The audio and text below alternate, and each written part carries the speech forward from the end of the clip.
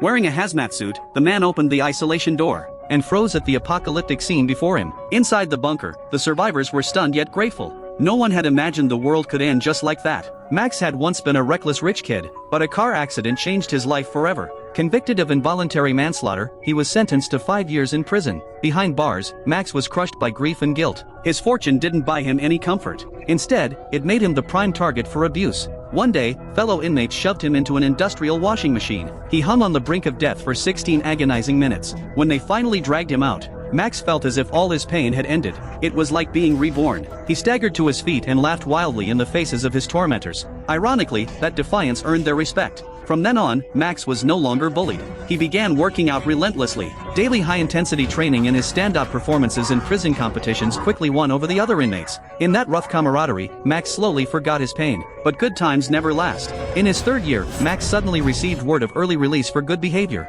As his cellmates cheered, he walked out of prison a free man. Standing outside was his father, Rafa. Max's expression was ice cold. Their relationship had fractured long ago after the accident. Suddenly, 2 fighter jets roared overhead. Rafa gravely told Max that he had pulled strings and spent a fortune to secure his early release. Now the outside world was in crisis, and they had to flee to a top-secret underground bunker. Max resisted. He had just escaped one prison and didn't want to enter another. But his father anxiously explained that Max's mother and grandmother were already inside, and so was the father of Max's late girlfriend. That last detail stopped Max in his tracks. It was time to confront his past.